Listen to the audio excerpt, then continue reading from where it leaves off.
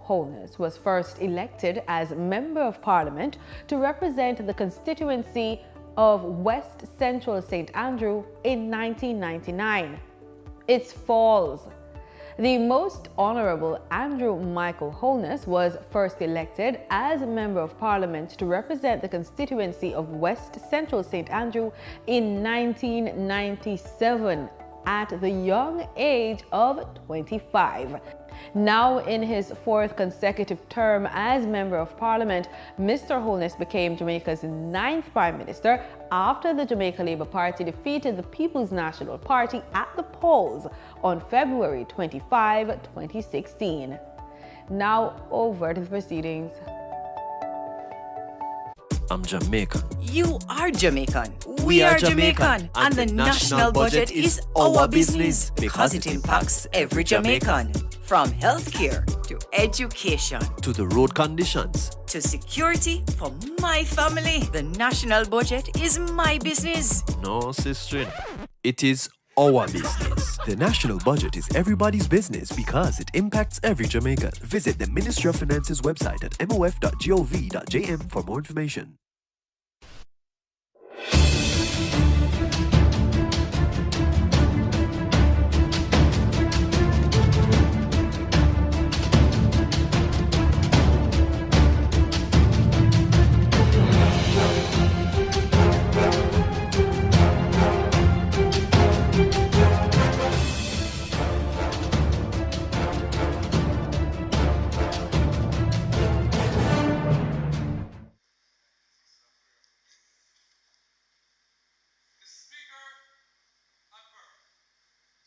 Almighty God, by whom alone kings reign and princes decree justice, and from whom alone cometh all counsel, wisdom, and understanding, we then unworthy servants here gathered together in thy name, do most humbly beseech thee to send down thy heavenly wisdom from above, to direct and guide us in all our consultations, and grant that we, having thy fear always before our eyes, and laying aside all private interests, prejudices, and partial affections, the result of all our counsels may be to the glory of thy blessed name, the maintenance of true religion and justice, the safety, honor, and happiness of the king, the public weal, peace and tranquility of the island, and the uniting and knitting together of the hearts of all persons and estates within the same, in true Christian love and charity,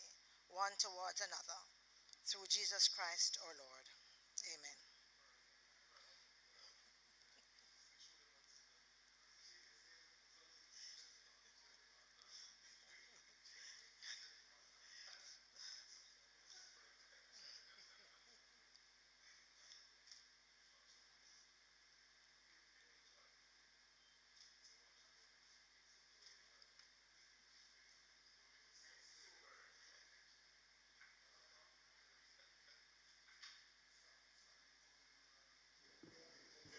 You may be seated.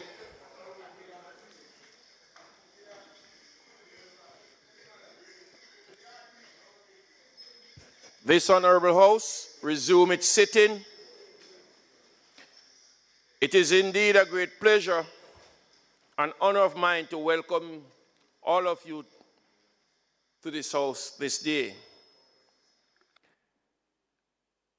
This on Thursday, March 14th, 2024, for the commencement of the budget debate. I would like to extend special welcome to the following: those who are joining us online via the various social media platforms, the PBCJ live stream, and all those persons who found it necessary to be our guests here with us in the gallery today. We welcome you all.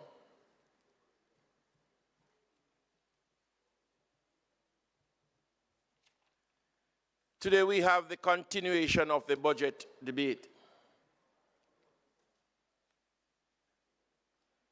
Call of the roll.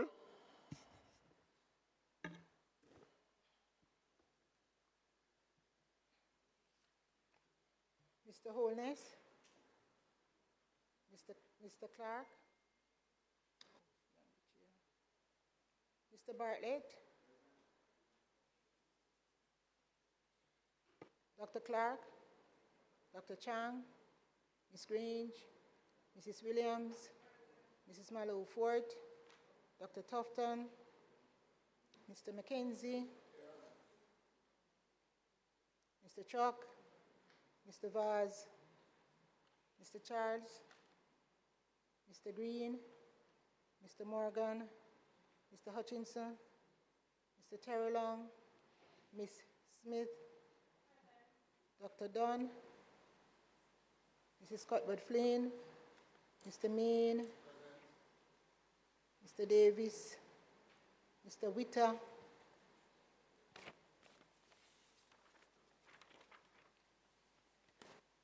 Mr. Brown, Dr. Brown-Burke, Dr. Charles, Mr. Chin, Mr. Cousins, Ms. Crawford, Ms. Daly, Ms. Davis, Mr. Golding, Mr. Graham, Dr. Guy, Ms. Hamilton, Ms. Hannah, Mr. Henriquez, Mr. Henry, Mr. Hilton, Mr. Jackson, Mr. Lawrence, Ms. Lee, Mr. Miller, Mr. Montague, Ms. Morrison, Mrs. Nita Garvey, Mr. Paulwell, Mr. Phillips, Dr. Phillips, Mr. Robertson, Mr. Robinson, Mr. Samuda, Mr. Shaw, Mr. Siblist, Mr. Slowly, Mrs. Vaz, Mr. Warmington, Mr. Wheatley, Dr. Wheatley, Mr. Williams, Mr. Wilson, Mr. Wright, Mr. Siblist, Mr. Williams,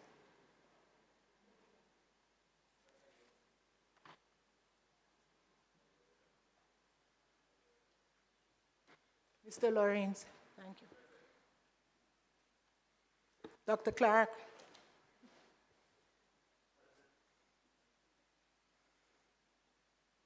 House Leader. Mr. Speaker, I wish to join you in welcoming members to this sitting today, and particularly to welcome the members in the gallery, who I quite appreciate are here in support of the member from St. Andrews Southeastern. And he is the sole speaker today in the continuation of the debate on the appropriations bill. Mr. Speaker, the agenda as put forward will proceed uncorrected, and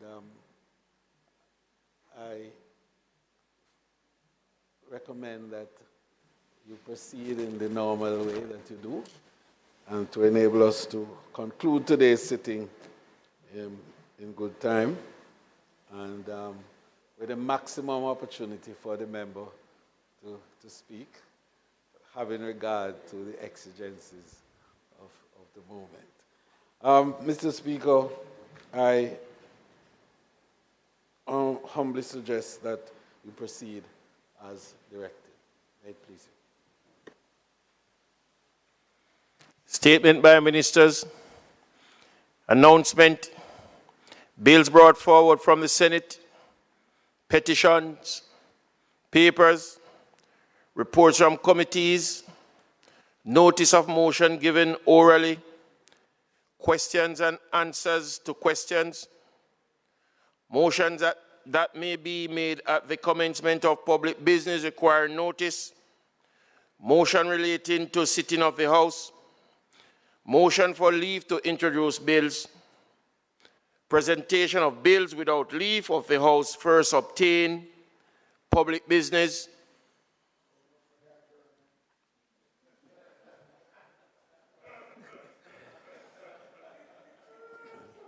Mr. Speaker, as indicated earlier, the sole matter for public business today is the continuation of the budget debate.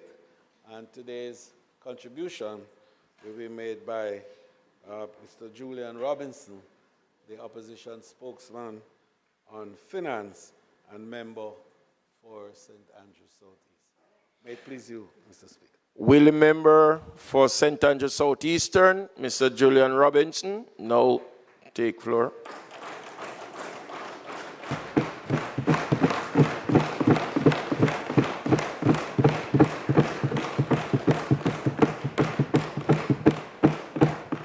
Mr. Speaker, thank you. I am not sure whether the House has recognized your ascension to other high office. I understand that you are the president of the, is it the ACP EU Assembly? OACP EU Assembly, and I don't think the House has recognized that. I think we should.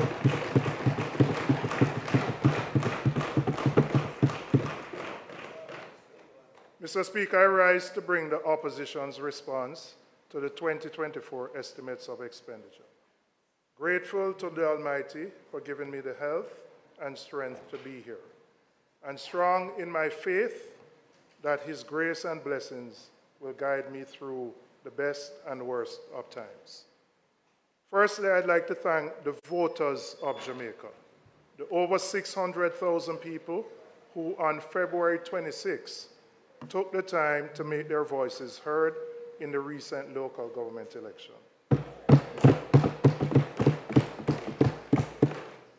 Whether you voted for us or you voted for the Labour Party, wherever in Jamaica we have been tasked with the privilege of representing the people, we will do so with integrity and love.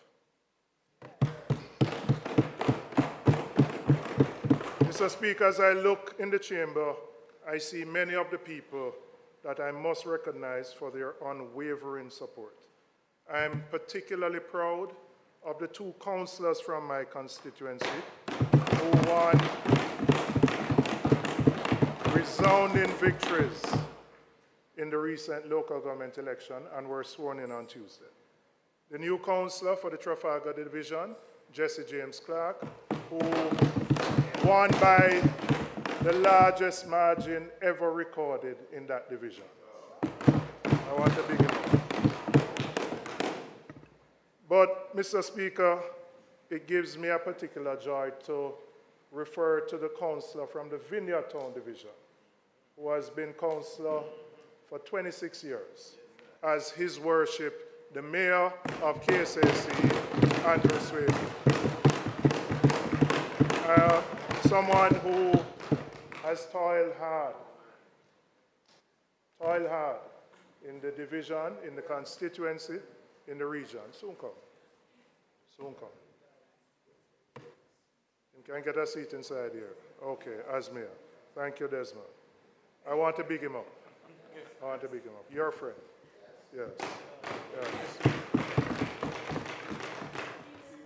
Oh, he just came. Okay, all right.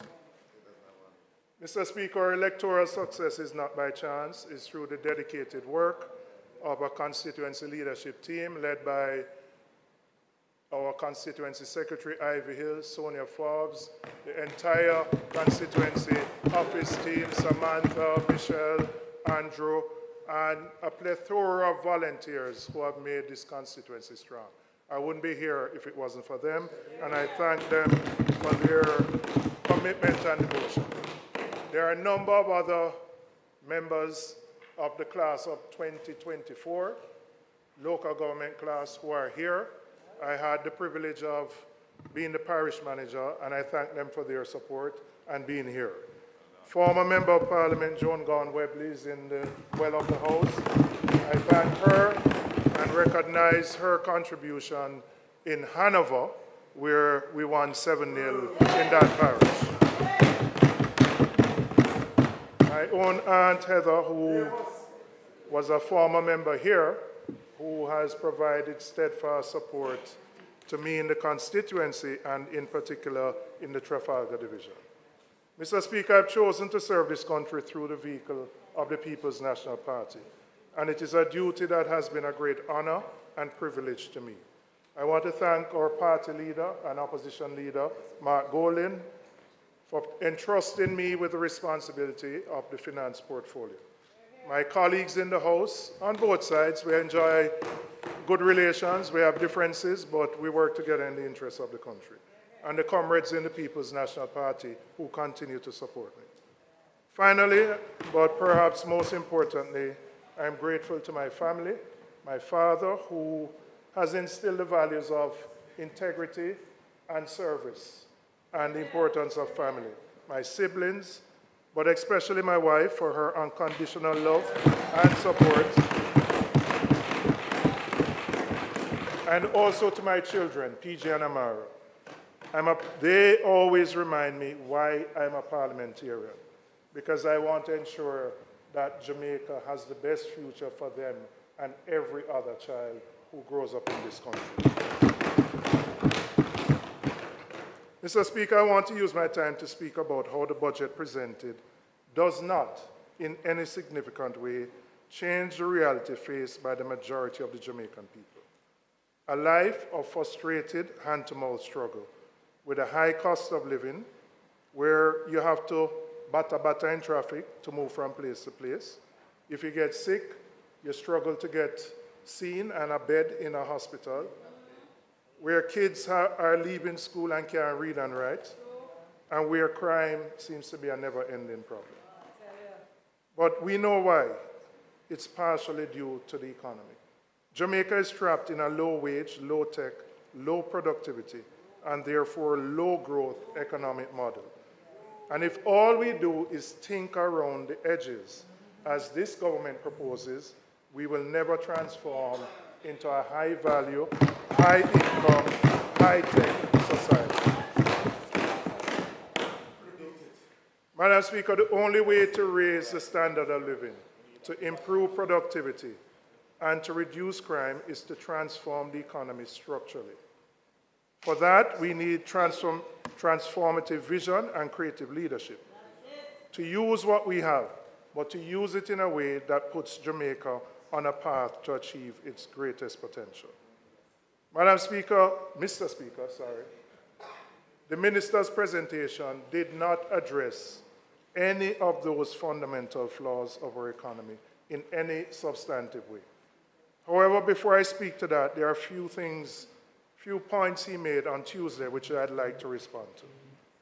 The first one relates to the 45 billion in estimated flows from the securitization of receivables.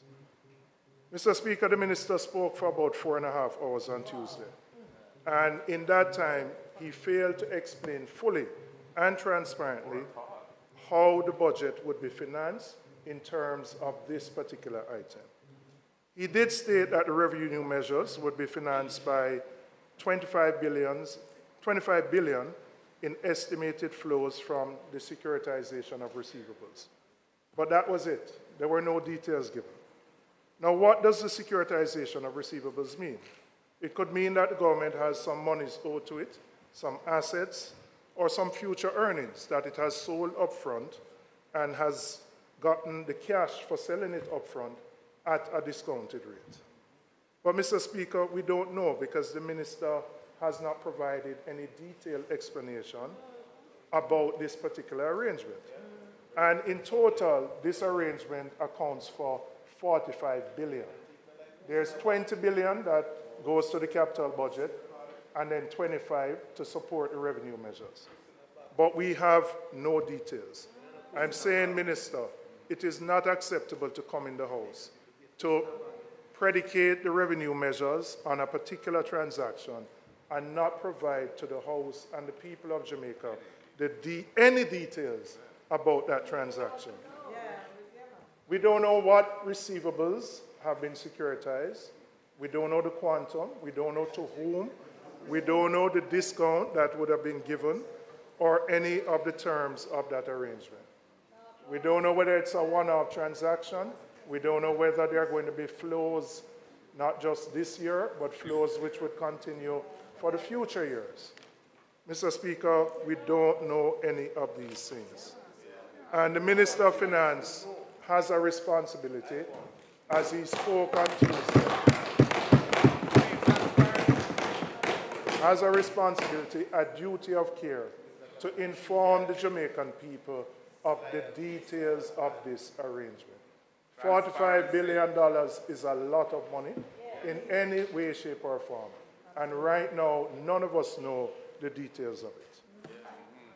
It is important that the Jamaican people be treated in a transparent manner and that you explain what you're doing with their assets, because the assets that have been securitized are owned by the Jamaican people, and I don't know what those are, but you have to tell us. I know you said to me there is market sensitivity, but Minister, quite frankly, market sensitivity can't trump the need for transparency on an issue like that. So, Speaker, I want to turn my attention to the issue of the census. The Minister spoke at length about the census, but despite all the explanations, the fact remains that the government has failed at this exercise. Failed.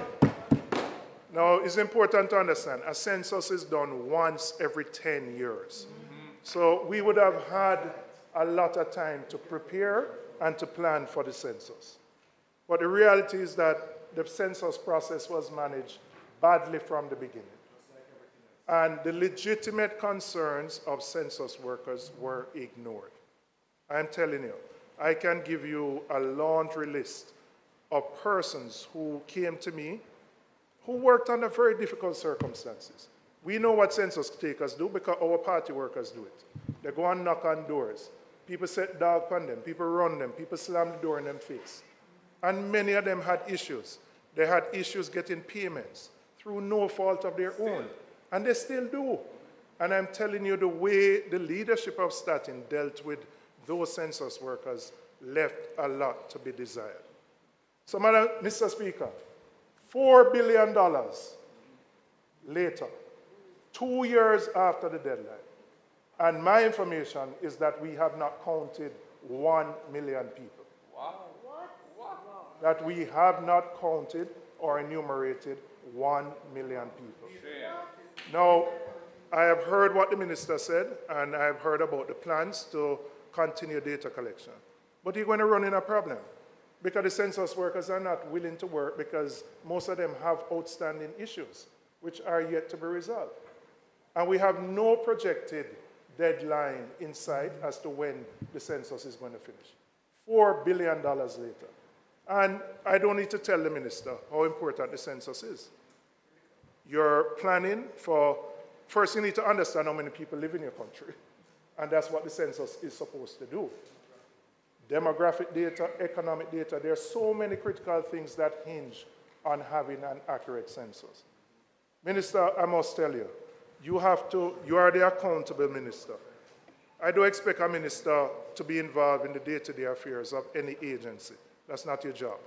But you appoint a board. The board is accountable to you. And the board has to hold management accountable. Right. And quite frankly, these warning signs didn't spring up on us overnight. They were there from the beginning. And I'm disappointed that more has not been done to fix the issues. The majority of the issues relate to the treatment of the workers, the human resource treatment of the workers. And that is what has affected the census the most.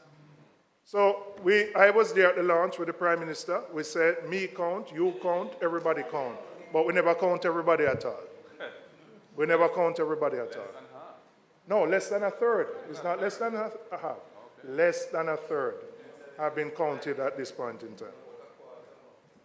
We need a fix, and we need a credible plan to get to a completed census. A credible plan. Mr. Speaker, I want to touch on some of the measures the minister knows. We are concerned about the impact that the removal of GCT on imported raw foods will have on our domestic farming sector. No, well, hear me. Hear me. I understand that you said you had no option. But, right, now, lifting the GCT is going to have an impact on the local farming sector because it will make imports cheaper. So if you had no options, what I want to hear are what are the mitigating steps being taken to protect our farmers. The farmers who produce our vegetables, the farmers who produce our meat, many of them from the minister's own constituency in St. Elizabeth, the breadbasket of Jamaica. So given that we didn't have the choice to lift the GCT, how are we going to ensure and protect ourselves from cheap goods being dumped in Jamaica? Because the reality is that the playing field is not level. We are competing against countries who subsidize their farmers in a way that we can't, and we know the world is not level, and we don't have the resources to do it. So how will we protect the local farming sector, particularly where those farmers supply the tourism industry, and now the option is to import a lot of cheaper alternatives. So while I sympathize with the challenge you had, what I want to hear is some better and further details on how we will ensure that our local farmers remain competitive. Mr. Speaker, I want to speak a little bit about the reverse income tax credit for filing taxes. On this one, I support the intent, and we are one that it is important to try and encourage more people to file their income tax and pay their income tax online. But I must say, I do not see the potential take-up of this for persons who are not filing their taxes now. The incentive of $20,000, which is a one-off payment, will not bring people into the tax net who are outside. I believe those who are already filing will continue to do so and benefit.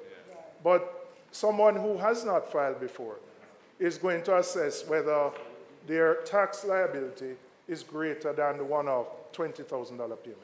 So I understand the intent. Well, I understand the intent, but I question the extent to which I believe people will take it up. We do have a culture of non-compliance, which is why I say I support the intent. But whether this is enough to get those people who are outside the tax net to now get in, I doubt. I want to turn my attention, Mr. Speaker, to the issue of the public sector compensation review.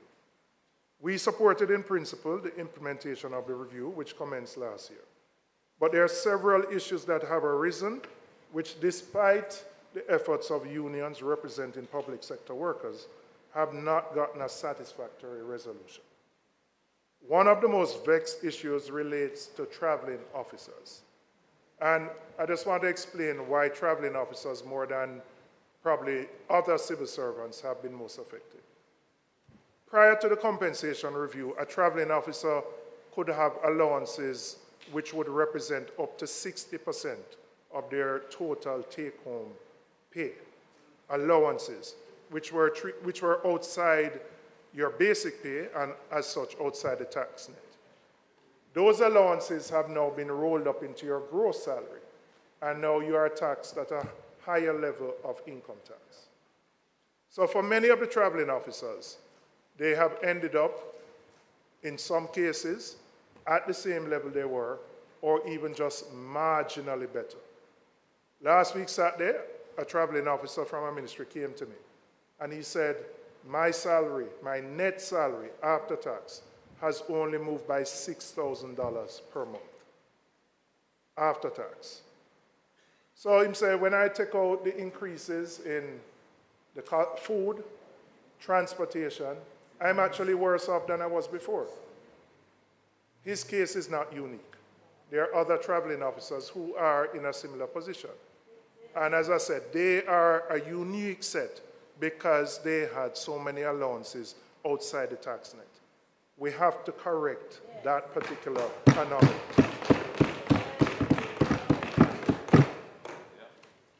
The second set, Minister, and I think I know you know some of these things. There are a number of supervisors who are earning less than the people who they have to supervise. So, for example, the CEOs of municipal corporations, the matrons and the head of works, the work supervisors, earn more than the CEOs. So you have a situation where the person who reports to you, the person reporting to you, is earning more than you. Again, it's an anomaly, but it has to be rectified. The other issue, Mr. Speaker, which has created some angst, relates to contract workers. And I recognize the effort to move contract workers into permanent positions. And you have acknowledged it can't be fixed in 1 year. But I believe the issues related to those contract workers need to be dealt with transparently, and that the lines of communication be open with the unions who represent them. Mr. Speaker, these and other unresolved issues in the review are causing stress, frustration, and anger among our public sector workers. I get calls from workers at all levels, and believe you me, there's disquiet. There are obviously some who are comfortable coming forward, but there are many others who, for different reasons, will not speak out. And when I say at all levels of the service, I mean all levels. All levels of the service. Right?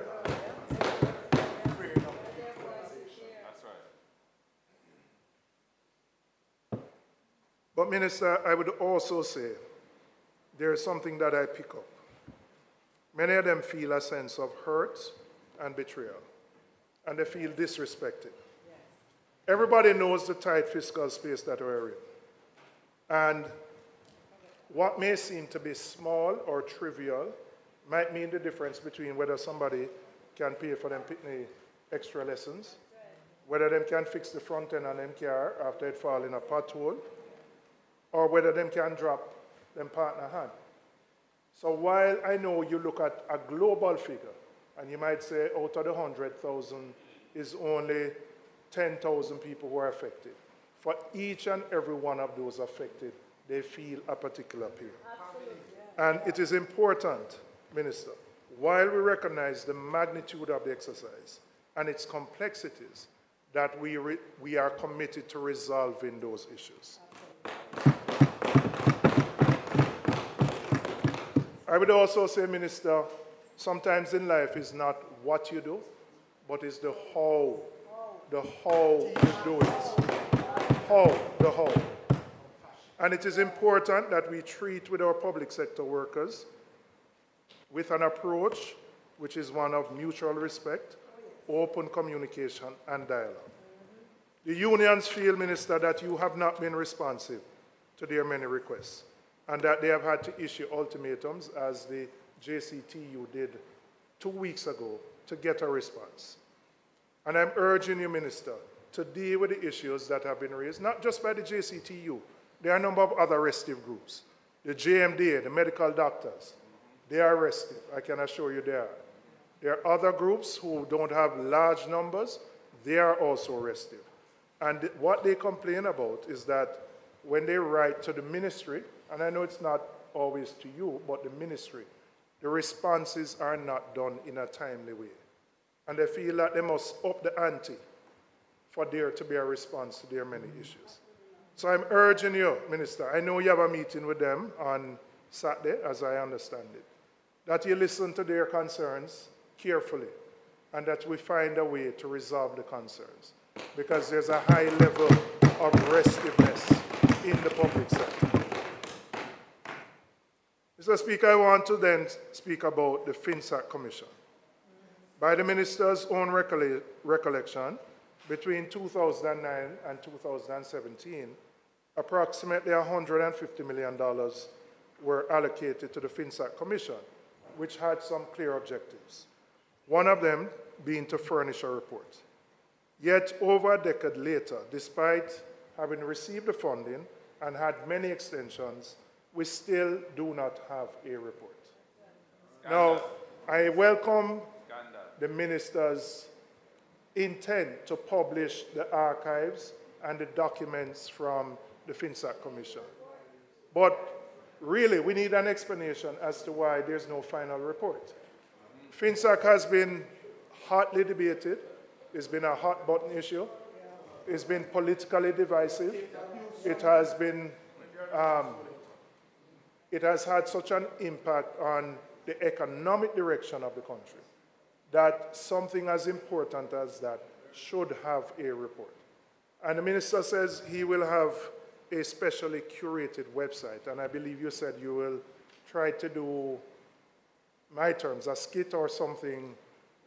It's not a skit. All right, well, let me withdraw. A documentary. All right.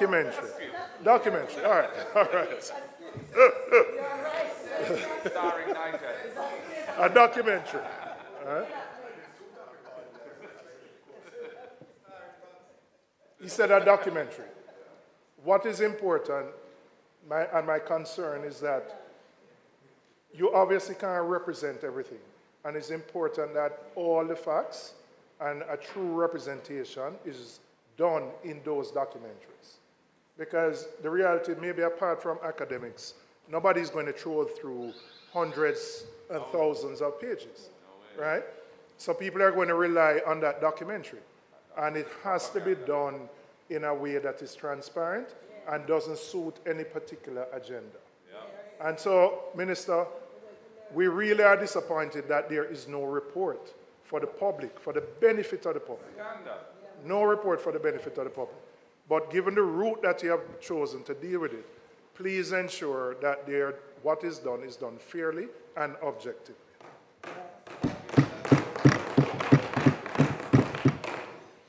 Mr. Speaker, the minister spent some time on Tuesday looking at the history of the economic performance of the country. But very often, whenever the history of our country is told, we tend to neglect a period from 2007 to 2011. And I think it is important for me to put in context what we inherited when we came in 2012. We recall that years from 2007 to 2010, there was 14 consecutive quarters of negative growth. We achieved a mere 1.5% growth in 2011. And we understand there was a global recession, so we know that would have been part of it, not all of it. Right?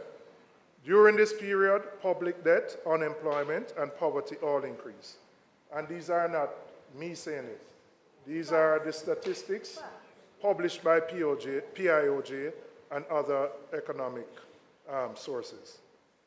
This was exacerbated by poor fiscal management because the government of the day abandoned the standby IMF agreement, and that affected. Abandon, well, if you want me to use a different term. No, use a different term. Okay, abandon the standby agreement, and this was confirmed by the IMF in their Article 4 staff report.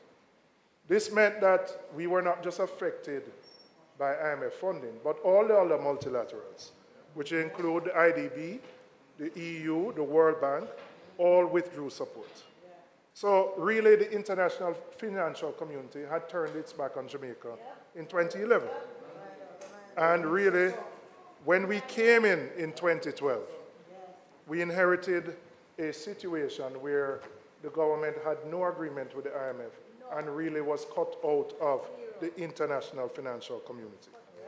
Our debt to GDP was 134%, and our viability of a nation was at stake. When we came in 2012 under the leadership of Portia Simpson-Miller, with Peter Phillips as finance minister, we managed to renegotiate a new IMF agreement with the support of our international allies, the Black Caucus in the US, which provided a financial lifeline for the country. In 2013, the IMF agreed to provide the necessary financial support, although insisting on stringent austerity measures. Many doubted our ability as a country to meet those conditions, but through careful management and the implementation of robust economic reforms, Jamaica successfully met all the IMF requirements and provided stability in the economy. The Prime Minister, who was the leader of the opposition then, used to say that the PNP's focus on passing the IMF test but failing the people's test. But the reality was the passing of those tests and our adherence to fiscal discipline and our efforts in reducing the debt that handed the JLP an economy in 2016 which was more stable and which had more financial fiscal space.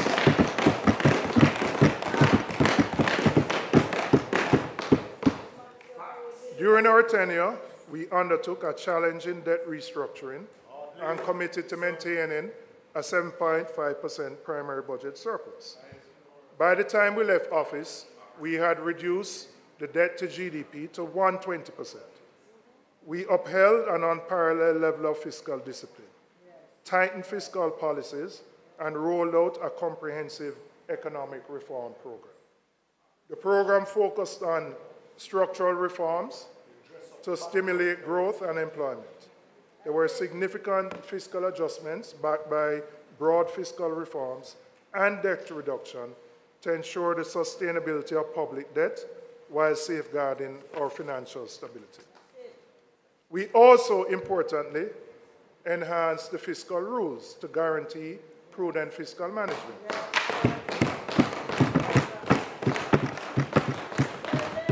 Members' time has expired. House Leader.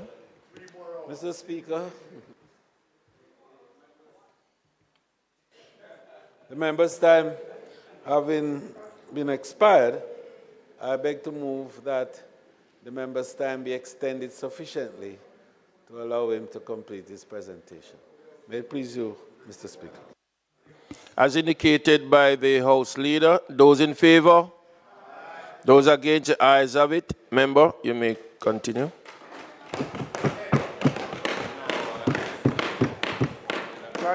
Thank you, Mr. Speaker, and thank the members. And I won't be here for 4 hours, so you don't have 4. I won't be here for 4 hours. All the time you want. Madam Speaker, we enhanced the fiscal rules to guarantee prudent fiscal management. In 2014-15, the Public Bodies Management and Accountability Act and the Financial Administration and Audit Act were amended to enforce new fiscal rules, thus strengthening the fiscal responsibility framework.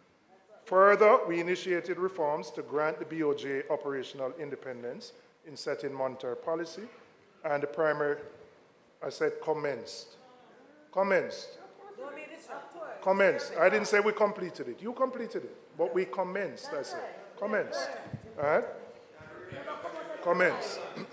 To grant operational independence, and the primary focus on inflation targeting. Mr. Speaker, we supported the creation of EPOC, comprising representatives from the business community, trade union, civil society, and other groups to monitor the progress of reforms and the government's fiscal policy. Mr. Speaker, it was our commitment to macro fiscal stability and prudent fiscal management which rescued the economy.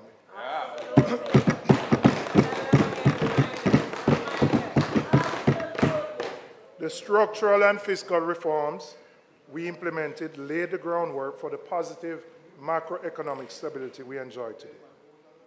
We are dedicated to economic stability, Mr. Speaker. We were then and we remain. We remain. The PMP as a government demonstrated fiscal discipline in its last administration, and we are committed to continuing that practice. We met our fiscal targets previously, and we will do so again. So, Mr. Speaker, I say it because there are some who want to create a narrative about what the last PMP administration did or did not do. And I believe it's important for persons to understand what we did, the groundwork that we laid, which is the basis on which we enjoy the stability that we exist today.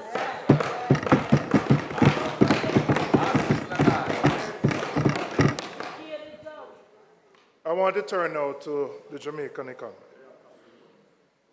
Despite the positive economic indicators, the reality on the ground in Jamaica tells a different story.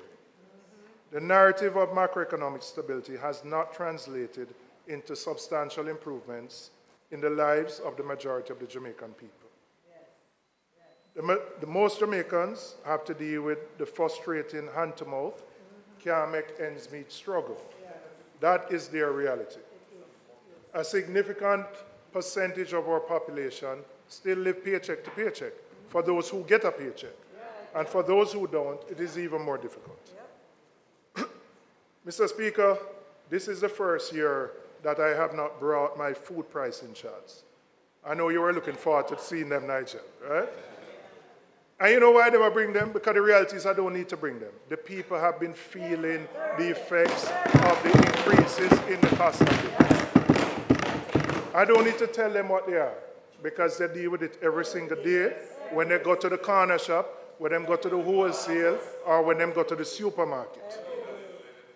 The reality is that complain about Nigel's speech, that there was nothing for your constituency. You big right. Absolutely. In standing finance, he got the minister committed to fixing up back road. So you got back road. So you're good. All right? All right.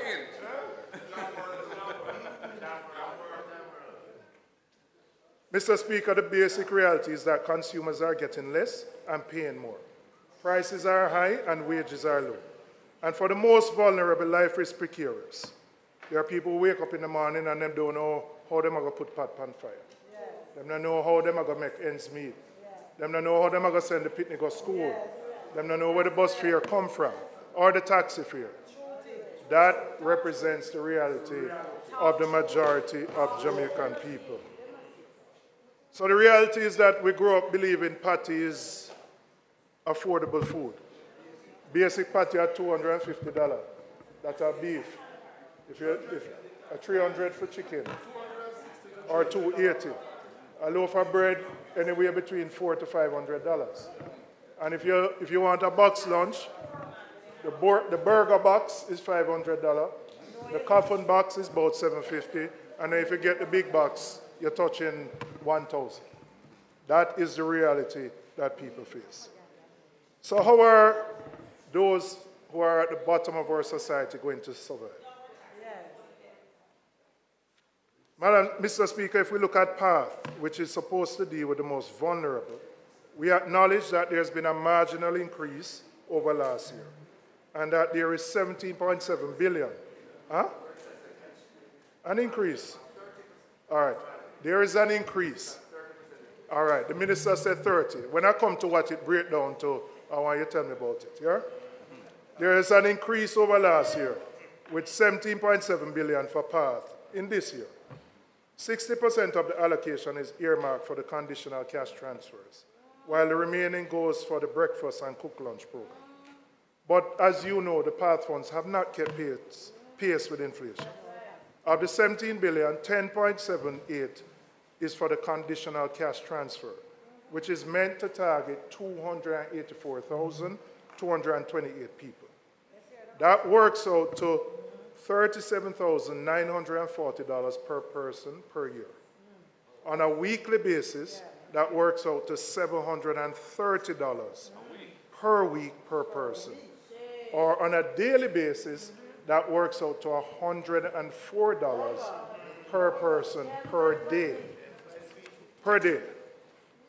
So, Mr. Speaker, if you take what the weekly allowance is of $730, that would not be able to provide one low-cost nutritional meal for one person for one day.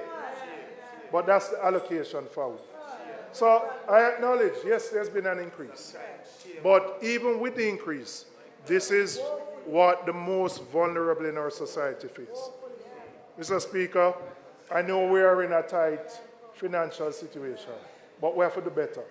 We have to do better for the most vulnerable in our society.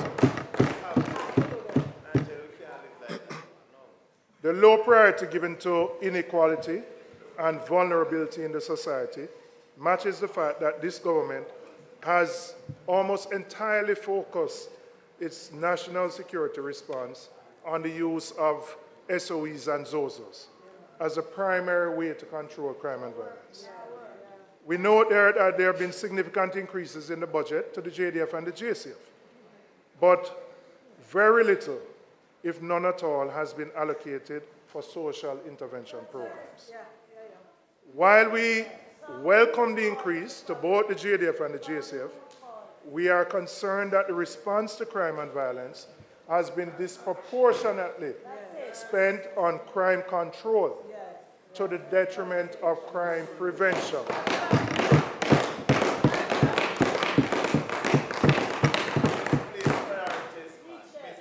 So if we look at the CSJP, Citizens, Security and Justice Program, this was aimed at conflict resolution, social inclusion. This ended in 2021. You had another program, the Jamaica Integrated Community Development Program, which was aimed at enhancing access to infrastructure and services and to contribute towards community safety. This ended in 2022.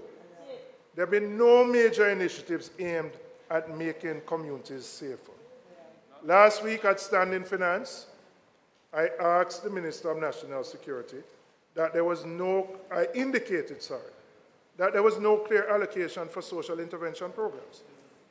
His response to me was that those programs have been rolled up into the budgets of different ministries. That's what his response was. But, Mr. Speaker, that dilutes the effectiveness of these initiatives because there's no central entity directing their implementation. So, Mr. Speaker, I want to give a real example. Well, what I would like, for me, my level of understanding may be limited. So you need to help me. No, mine may be limited. But let me tell you as a member of Parliament, right now I'm impacted by 2 communities in my constituency that there's been an uptick in violence. And when you look at the reasons, they tend to all start from what you might call fairly trivial reasons. But what I would say, there is a need for an intervention beyond what the security forces can do. And quite frankly, the security forces need that support in the work that they do. So for example, you need counseling services for the families of the victims of violence. You need persons who can interact with, quote unquote, the persons of influence. So the question I would ask, Mr. Speaker, in my case, who do I turn to and call for that kind of assistance? In the past, I knew I could reach out to the PMI as an example, or others to come into a community that had a flare-up. Now we have to depend on church leaders and other things to do that. Mr. Speaker, we can't just try to suppress and control crime. We must also prevent it. We need the structures.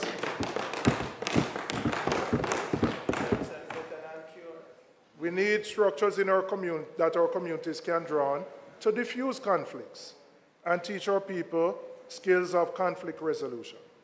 We need to bring back community policing, initiatives to address conflict and community safety, and those which seek to improve basic infrastructure, which makes it safer in more vulnerable communities across Jamaica. So as we tackle the crime and violence problem, it can't just be an investment in response to and the control of crime. There has to be an investment in the prevention of criminal activity.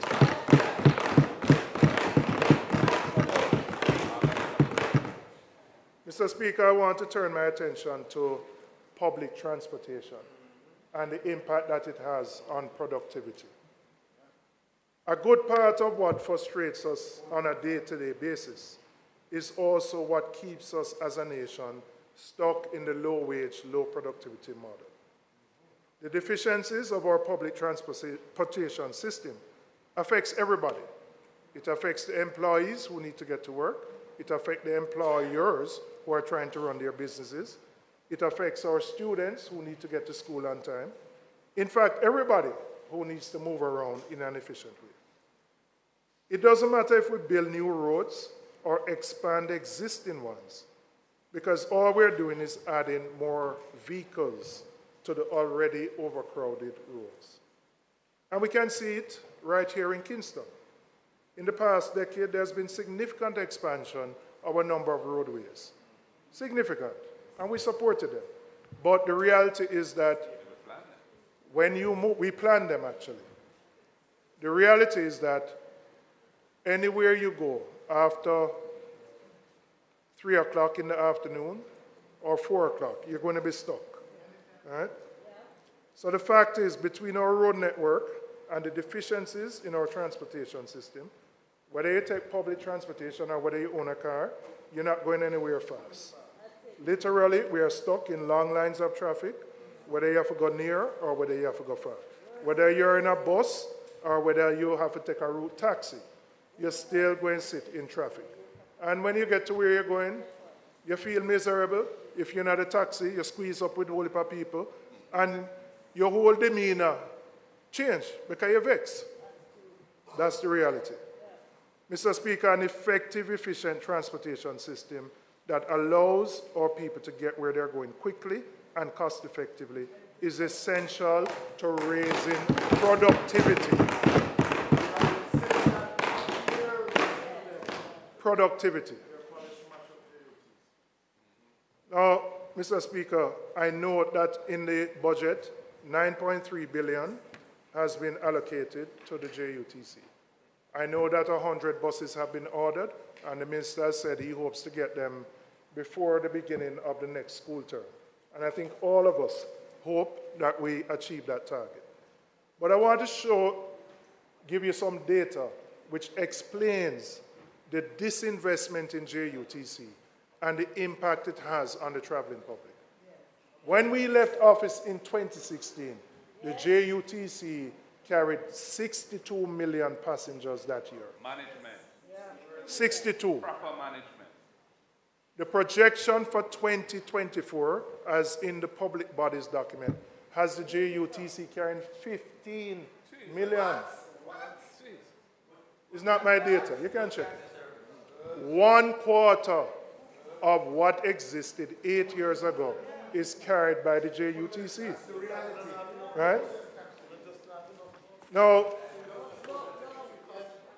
it's not that the people have gone anywhere, but the reality is we don't have the buses to carry the people.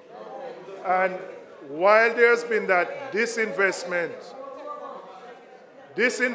in JUTC, we have also doubled the number of licenses for private parks. Yes, we have. So what has happened as a result? Is that you have more taxis on the road seeking passengers, right? And because the taxis are competing with each other for the passengers, we have that chaos on the road. So, Minister, even with the 100 buses, right now JUTC is doing 180? About 180 buses out of, when we left in 2016, 450. Wow. 180. 180 from 450. Bad management. 180 out of 450. Now, if you add... And they still have the guy running it.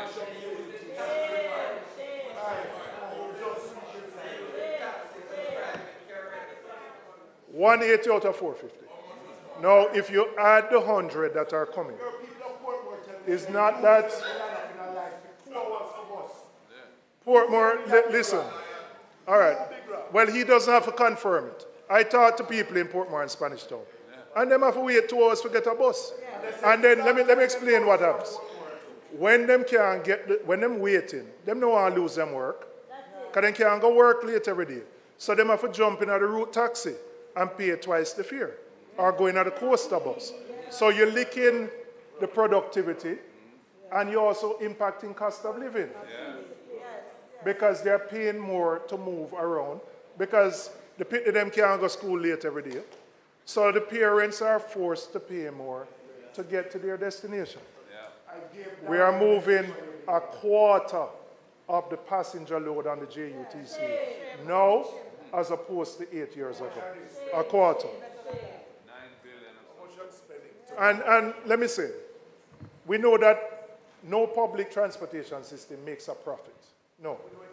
and we don't expect it. But what we expect is an efficiently run system that can move people around. And the reality is that there has to be a comprehensive review of the operations of JUTC. There's been a disinvestment in JUTC, so they can't maintain the buses, they can't buy spare parts. So even when you get the 100 new, it's not that 100 going to be added to the fleet, because you have some that going to drop out. Because they've been running, a bus run 16 hours a year, 16 hours a day. And so many of the new buses are replacing old buses. Mr. Speaker, this inefficient public transportation system leads to low productivity, which impacts our economic outcomes.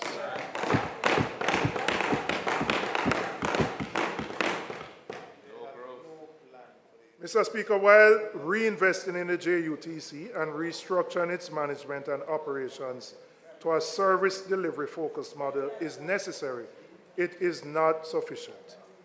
Even if we had the best functioning bus system, our urban centers are growing at such a rate that we need to explore other modes of transportation wherever they are feasible. Mr. Speaker, successive governments have looked at different options, have studied the problems, but we haven't necessarily implemented them. And while the idea of a light rail is not a new system, is not a new idea, Mr. Speaker, in our view, time has come for the introduction of light rail.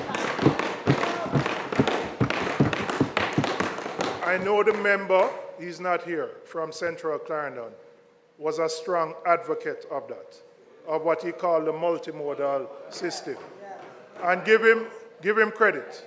I know he pursued it, we never got to fruition, but I know he was passionate about that.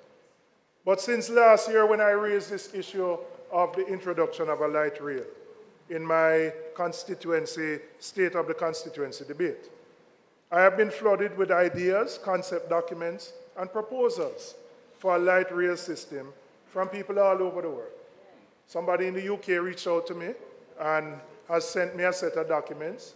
They were interested in doing a PPP with the government back in the day. They have done some detailed work on it. And what they have looked at is how we can improve connectivity within the Kingston metropolitan area, connecting some specific hubs like Spanish Town, Portmore, Halfway Tree. You could look at running something from Spanish Town, stop in Portmore, and come into downtown Kingston. Because the majority of the vehicles that come from Spanish Town and Portmore come in the morning and then go back out in the evening. And it's just so hard on people to wake up at 4 and 5 o'clock in the morning because they want to reach school on time and spend 2 hours in traffic. So we can look at how we can connect those major hubs. Crossroads, Papine. Look at something from Papine to Halfway Tree, from Constant Spring to Halfway Tree as an example. This would not only alleviate traffic congestion, reduce carbon emissions, but boost productivity.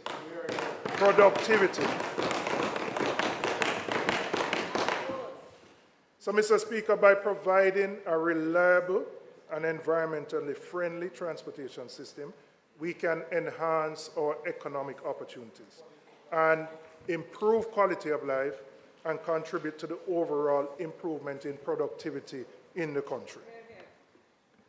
Mr. Speaker, I want to turn a little to this issue of productivity. It has been a topic that has been on the tongues of many.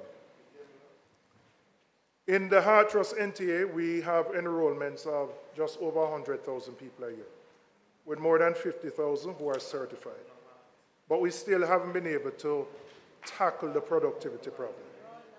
There are members of the private sector who say we don't have enough skilled workers and we need to import workers. But is there a misfit between what skills are being trained and the needs of the business community? And does the system allow people to upskill while they work? But importantly, are we correctly looking at the so-called labor problem in a holistic way? And how does this measure up when we know Jamaicans who leave Jamaica who we might consider to be unproductive, but they go elsewhere and they become very productive members of different societies. So let's look more at the productivity problem and how we measure labor productivity. Businesses measure productivity by looking at how many labor hours it takes to produce a unit of output. So for example, how many phone calls a worker handles per hour, or how many sales transactions you do in a shift, or how many hours it takes to cultivate and reap a ton of yam. At a national level, labor productivity is measured by how many labor hours it takes to produce total output, called GDP. By this measure, our financial and manufacturing sectors would be viewed as the most productive. Combined, they employ 8% of the labor force. The others, which would include agriculture, tourism, construction, and the BPO, would be considered in relative terms to have lower productivity. The labor in these sectors will not become more productive by just increasing the skills of the workers. And I want to say that again. The labor in these sectors will not become more productive by simply increasing the skills of the workers.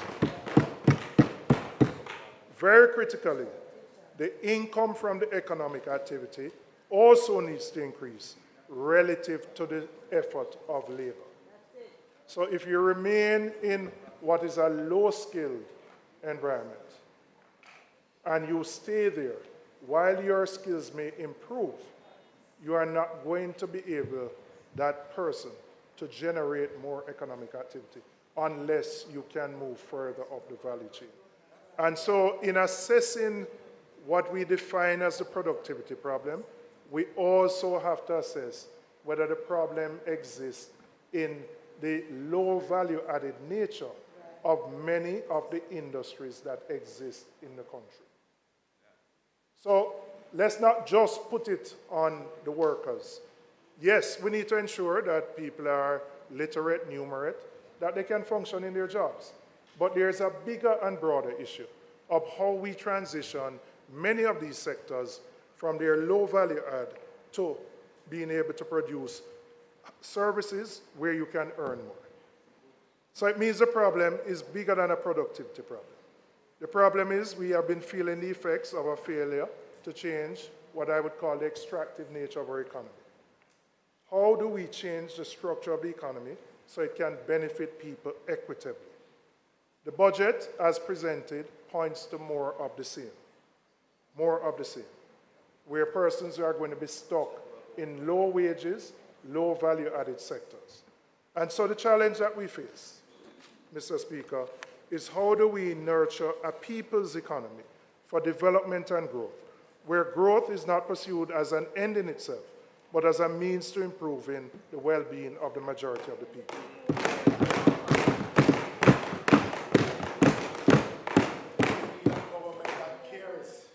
So it means that, yes, we have to pay attention to the macroeconomic indicators, but we do so from the perspective of how those macroeconomic indicators will translate to uplifting the lives of the majority. So it means public policy and good macroeconomic indicators must relate to people feeling a positive difference in their lives. And so, Mr. Speaker, the time has come for a different economic model for Jamaicans. A model which broadens the economic ownership base in an equitable way, which includes considerations for gender equity, people with disabilities, or those who are shut out from the formal sectors. It must widen and guarantee access to basic needs and national resources. It must protect against the impact of climate change, and it must make Jamaicans want to live, work, grow, and grow old with dignity here in our country. So, Mr. Speaker, I want to talk about what we need to do to leave and transition from the low-wage, low-tech economy. While we welcome the investments in improving physical infrastructure, it is equally important to invest in our human capacity. And the budget as presented is lopsided to physical infrastructure. And I just want to say something on physical infrastructure, Mr. Speaker. We welcome the improvements in and the slated capital expenditure for our hospitals. But I'm saying to the Minister of Finance, we can't make Spanish Town and UWI Hospital run the way that Cornwall run. No. We can't make it run, sir. You can't have a project that starts at $2 billion and end up at $21 billion. And we can't see an end in sight. So I'm saying, as we are spending billions in improving our healthcare infrastructure, please ensure, as the custodian of our finances, that these funds are managed properly. That we have competent people as project managers, that the contractors selected have the experience and the expertise to get the job done. You are spending significant sums on the capital side to improve our infrastructure. But we must ensure that we get value for the money spent. And it's important, as the Minister of Finance, that you play a role in overseeing that. It's not your ministry, but you allocate the funds, and you are the custodian. So, Mr. Speaker, I said this last year. The low-wage, low-tech economic model that we have been pursuing for decades will only deliver what it has been delivering, which is low growth and the negative social consequences. And we know what those are. There's a widening of the gulf between the rich and the poor, and the relatively very high crime rates. And when you hear people say we can't continue so, what they're recognizing is that there's a need for a change in how our economy is structured. So we have to transition from a dependence on a low-wage, low-value-added formal sector that exports primarily raw materials or services in the case of tourism or BPO, and move to a situation where with an estimated 500,000 people who are in our informal sector, which represents about 35% of our workforce. And so while we increase investments in those areas, it reduces unemployment. And we have the lowest level of unemployment, which is at 4.2%. But what happens is, even though we reduce unemployment, it doesn't do enough to raise the standard of living significantly because the jobs remain primarily at the lower end. And yes, there are people who have made the transition in BPOs, in tourism, from not being agents to being supervisors, but they probably represent 5% of the workforce. The majority, the significant majority, remain at the low wage level. So yes, having low unemployment is good, because everybody will say it's better to have a job than none. But I would say there are Jamaicans who have now decided and taken a decision that it's better them stay at them yard than work for certain types of jobs. Yes.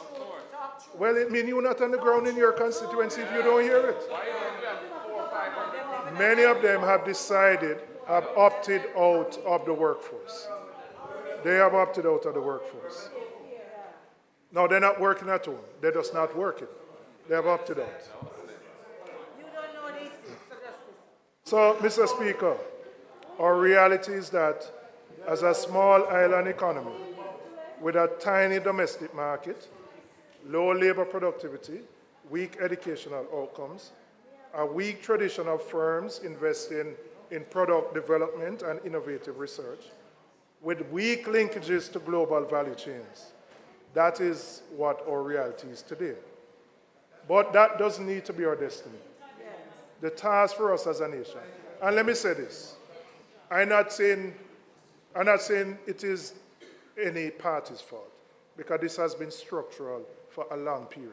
So to be clear, I'm not trying to blame the government for this, because these problems have existed. But we have to recognize them. Recognize that if we want to get out of this low wage, there has to be a deliberate policy to do so. Deliberate policy to do so. And if you look at the sectors, and I'm saying it, that's why I'm saying it's not, I'm not blaming one side. If you look at the industries that employ the most people, construction, BPO, tourism, right? Bauxite may be an exception because that's relatively highly skilled, but relatively low numbers, right?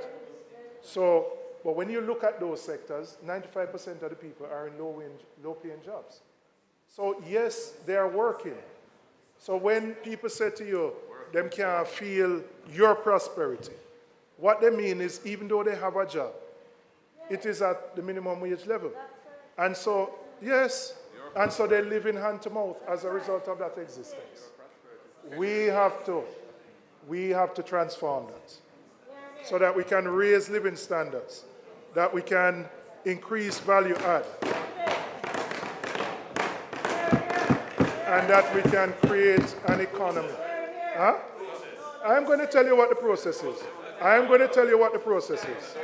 I'm going to tell you what the process is. Right? Your time come and leave. The task for us as a nation must be to set out on a new path and to begin the journey of transition in our economy through improved productivity, which will create better paying jobs and lift the standard of living for all our people. That means we must adopt a comprehensive set of policies which will strive to tap into our natural creativity and to help us lift ourselves to the highest technical levels globally. That is the only way to generate higher income sustainably and to strengthen the tax base so that we can support all the social services that we need. Mr. Speaker, that's the only sustainable way to reduce poverty and to reduce crime. I said that last year, and I'm saying it again this year because it is just as relevant. So I want to talk about how we can prepare our economy for growth. Mr. Speaker, to change the fundamentals, we need to change our approach. We need to support an ecosystem for innovation in the economy. When I look at the budget this year, and I take, for example, the Scientific Research Council, which is tasked with supporting MSMEs through research, product development, product manufacturing, trade facilitation, is getting $829 million, marginally up from last year, but still woefully inadequate as the primary agency doing research and development. Jamaica needs a major national push to help our companies to move up the value chain, to improve technology use, to upskill and retrain human resources, and to increase productivity. And I'm speaking about companies of all sizes, from our large industrial manufacturers to the MSME space, because this is going to be the major avenue for growth if nurtured and developed carefully. Mr. Speaker, we have creative, highly motivated entrepreneurs in Jamaica who can be the next Steve Jobs or the next Jeff Bezos. But the reality is that they can't move from where they are without significant support to get to the next level. We are proposing to focus the resources of JBDC, the DBJ, the SRC, and other institutions to provide technical assistance in trade agreement, negotiations, credit, financing, machinery credits, staff training, R&D in a concerted, deliberate way. Yes, I'm acknowledging that all of these agencies are doing some of these things. So I'm not going to say nothing is being done. However, it's being done in a piecemeal way. What we want to do, it is to bring them together in a focused way, in a holistic way, so that they understand how critical this is to the transformation of a new economy.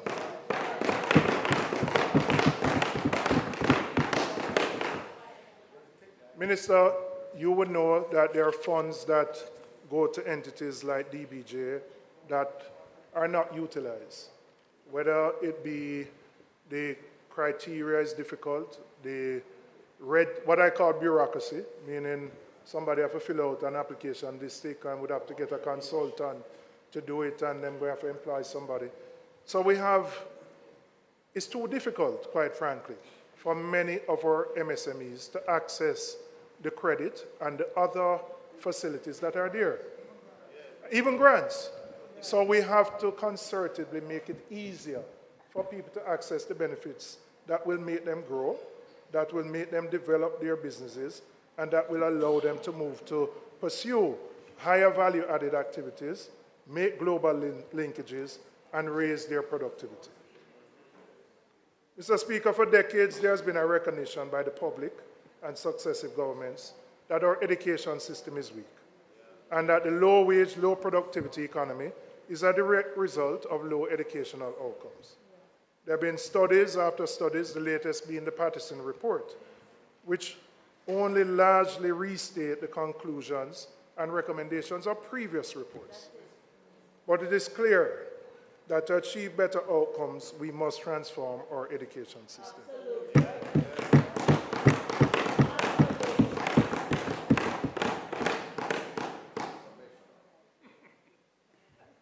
Big Rob, I was waiting for you to say transformation. You only get transformed. You only get transformed when we talk about back row. That is the only thing that transforms you.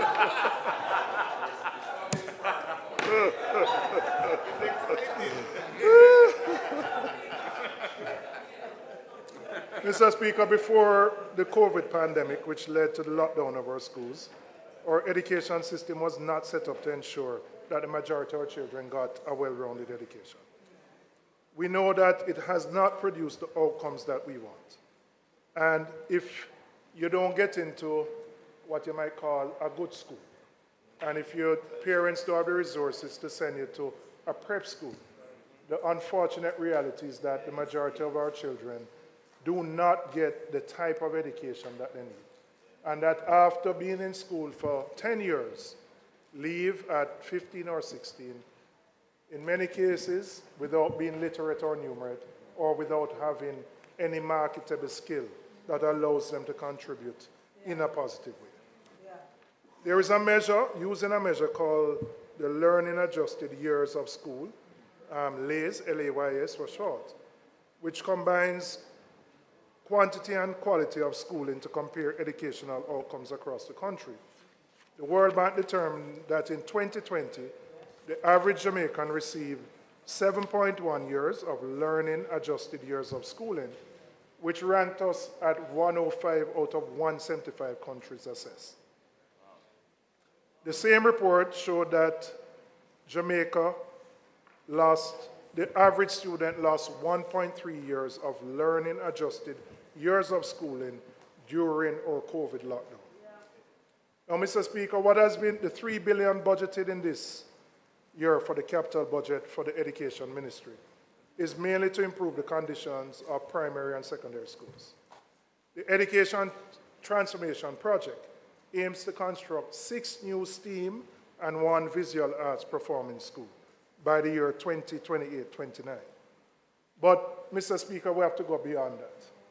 We have to infuse STEAM in all our schools. All our schools. It needs to become part and parcel of the curriculum. So doing 6 schools means you're almost perpetuating that divide, so to speak, because you want to attract people to the STEAM schools. You must ensure that STEAM is incorporated into every school. So, Mr. Speaker, I know the Minister of Education has started through ETOC to implement the recommendations of the Patterson report. But I've encouraged her, and I'm doing so again, those quarterly updates which are provided by ETOC, that those documents be brought here to the Parliament, tabled in the Parliament, and discussed and debated here. Right? It is perhaps the most important exercise as a nation that we're doing. And while I know they do the press conferences, as I mentioned to you at Standing Finance, I must confess that I don't hear this stuff that is being done. And so I encourage you again, bring the reports here, table them, and let us discuss them here in the Parliament.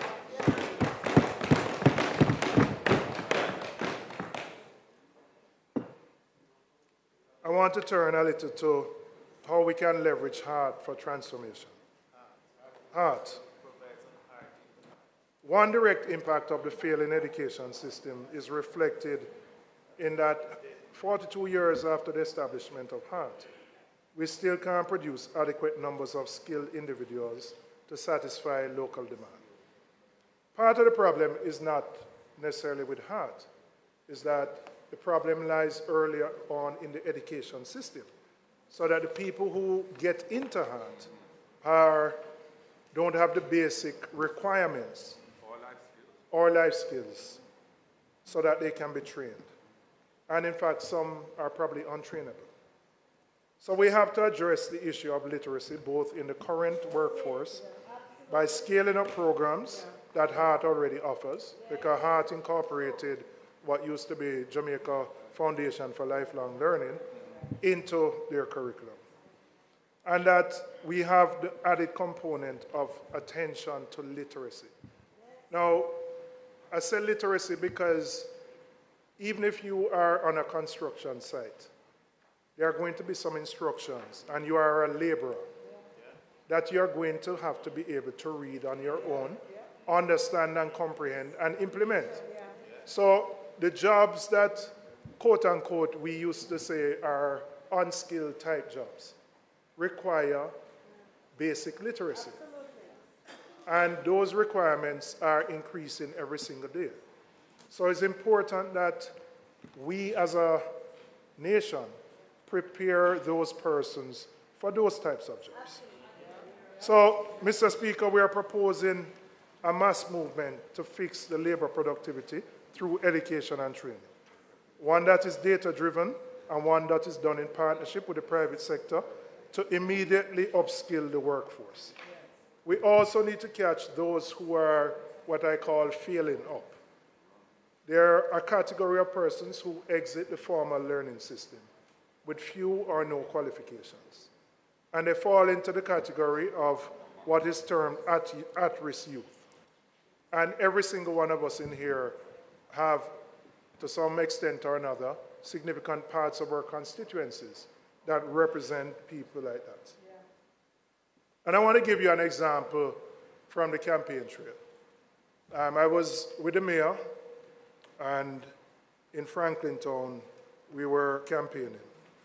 And the current mayor, the mayor of KSAC, that mayor. That mayor. And there was a young man who was, your Monroonian friend. There was a young man who was very disgruntled and was a cuss. You know, nothing I go on for him, nobody not do nothing for him. And I observed the conversation, and then I went in. So I said to him, what kind of work you can do? His first response was, me nah do no minimum wage work. I said, what kind of work you can do? And his response was, me nah do no minimum wage work. Right off the bat, that was his first response. I then said to him, what qualifications or skills you have? He said, I have 2 CXC. So I said to him, with the 2 CXC, what kind of work you think you can get? But in his mind, even with the 2 CXC, he has determined that he now does certain kind of work. So while there are vacancies of certain kinds of work, he's not interested in that kind of work. So I said to him, are you aware that we offer through EXED and IUC, which I do in my constituency in collaboration with HEART, a training program where you can go. You can go for 8 weeks. You spend the first 2 weeks on soft skills, conflict resolution, other things, and then the next 6 weeks are spent dealing with a technical subject, and you leave with a certification. You never know. But what he wanted from me was, where is Pernell? He wanted his farm work ticket. He wanted his farm work ticket. And the point here is not that him have an interest in farming, you know. Him just want to leave though. And I'm saying this, he represents a significant percentage of Jamaican youth who have opted out of the workforce, opted out of the formal system, and ultimately become the problem for Harris with crime and violence, because they have to find a way to survive. and for all of us. Mr. Speaker, we have to find a way to deal with that youth. We have to give him hope.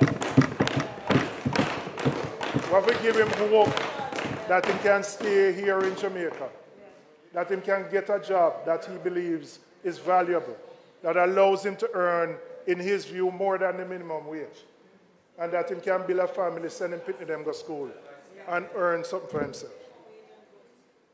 But when you look at the large numbers, the 700,000 who are outside the workforce, a lot of them have made a decision to stay outside. So the reality is, Prime Minister, we don't need to import nobody. Mash down the argument. We don't need to import anybody. We have enough Jamaicans who can work in the sectors. But there's a mismatch. Yes, there's also a responsibility on the part of employers to pay wages which are livable, right? But we have a responsibility to ensure that we train those youngsters in a way that they can contribute positively to the workforce. And right now, there are too many of them who have just opted out. The member from Western Westmoreland, where my family come from, where Greenchill is, we haven't studied the impact that the closure of the sugar industry has had on that side of the country. And I'm convinced that what you experience with the level of crime is related to that. And what have we done to replace that income loss? Right? What have we done? And so your Greenchill Primary, where my grandfather used to teach, locked down for 2 or 3 days because man sent threat. Whenever I send the images and the news of Greenchill to my father and his sisters, them say, them not recognize the place. Marlene, you know it, because you went there. Different place, transformed in, you come from George's Plain, so you know. And you know Greenchill School. Places that have been transformed for the worse. But they need intervention, right? They need deliberate intervention. They need special intervention because they become Harris's problem with crime and violence. And no matter how much police and soldier you send there, you can't solve the problem. So we are at one. We believe that we have to invest in the transformation of our education system so that we can have the outputs that we deserve.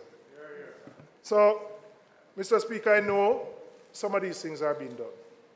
I ask that stand in finance. I run the HARD program through IUC, International University of the Caribbean, and through EXCED in my constituency.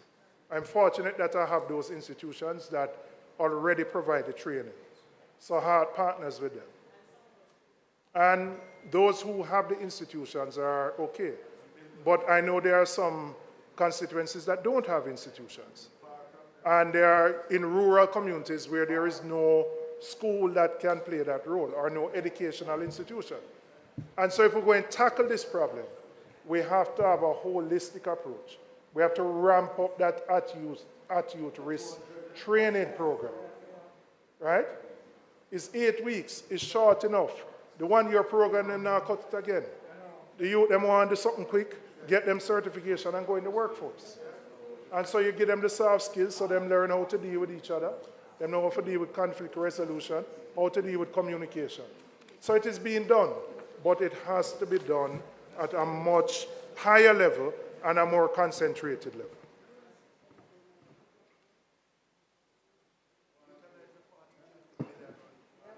Mr. Speaker, I want to turn my attention and talk about character education, which is pivotal to reforming the values and attitudes of our society in general.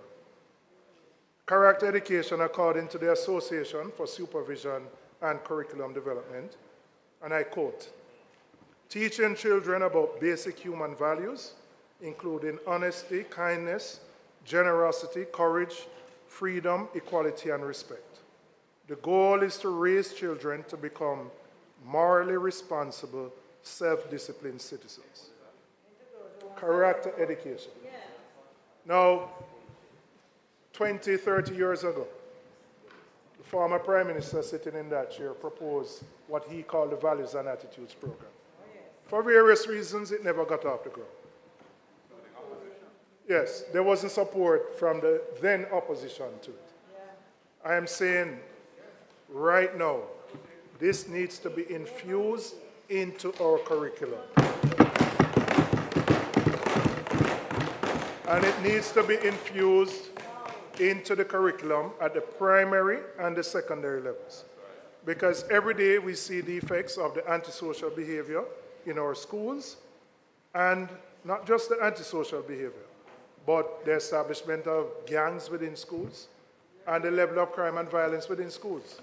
Of not just students fighting each other, but students fighting teachers, teachers responding.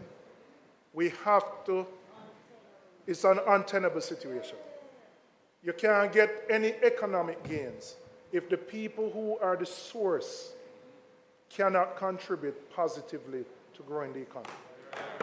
And so I'm saying to the government, take character education and infuse it in our curriculum. We believe it is important to address these problems at an early age and socialize our young people for the overall good of our nation. Mr. Speaker, one of the greatest impediments to moving Jamaica to a high-wage, high-value-added economy is the high cost of electricity. We cannot be a productive economy with the prevailing electricity rates. And governments over the years have endorsed a national renewable energy strategy, which speaks to 50% of our renewables on the grid by 2030, which is to diversify the energy mix and to reduce the cost of energy. Mr. Speaker, after 8 years in office, the government has finally issued a request for proposal to add over 100 megawatts of renewable energy to the national grid. While this is welcome, it has come 8 years too late. And I say this, Mr. Speaker, the RFP should close next month. The government estimates that by November of this year, we will select the preferred bidder. And then it will take that bidder about 24 months to build out their new plant and their capacity. So the reality is that we're not going to see any renewable energy coming on the grid at that scale for another 30 months. And as we know, the cost of energy continues to go up and may increase during this period. Mr. Speaker, to put it bluntly, this JLP administration would have completed 2 full terms before we would have added any significant renewable energy to the grid. And Mr. Speaker, I want to proffer my reason for why this exists. Right? Very often when we look at the impact of corruption, we assess it in monies which may be missing, misappropriated, or which may be gotten in a fraudulent manner. However, we rarely assess the impact of corruption on institutions and the negative impact it has on their ability to deliver on their mandates. Since 2016, we have had 4 different ministers of government who have been entrusted with the energy portfolio. In 2018, after the first minister resigned amidst the scandal at Petrojam, it resulted ultimately in the closing down of the Petroleum Corporation of Jamaica, which had significant expertise in energy and renewable energy. The next minister, who was the Prime Minister, held the portfolio for 9 months, and I believe he did so seeking to bring stability. But the reality is that, again, the renewable energy agenda was not addressed or didn't move forward. The third minister who came took steps to dealing with the governance issues at the ministry, and in a positive way. And I said this genuinely, I've said it to you, and I say it genuinely. And took steps in a positive way to addressing the governance issues. But again, we didn't move the renewable energy agenda forward. The fourth minister, arguably, it could be argued that he has been able to move it the most forward to the point now where we have an RFP. But the reality is, it should never take 8 years for a government to issue a request for proposal. Should never, right? And I want to contrast, because sometimes people don't look at the difference in management. When we came in 2012, management, yes, that's what I'm saying. So hear me. Something you don't know anything about. Management, all right? I wouldn't take you on the track, you know. I wouldn't take you on the track, but just hear me on the management now. When we came in 2012, we issued an RFP by 2013, within 18 months of being in office. That capacity was built out by 2016. So you had Content and you had the one in Westmoreland, Retreat, Paradise. Those are the last 2 renewable energy projects. And BMR in St. Elizabeth, in Malvern. Those are the last renewable energy projects, large-scale projects that have been added to the grid. Now, you might ask why I'm talking about this. I'm talking about issues of low productivity. I'm talking about how we can transition an economy to a high value-added one, and lack of competitiveness. And there's no way we can compete as a country when we're paying 46 cents per kilowatt hour for electricity. US cents.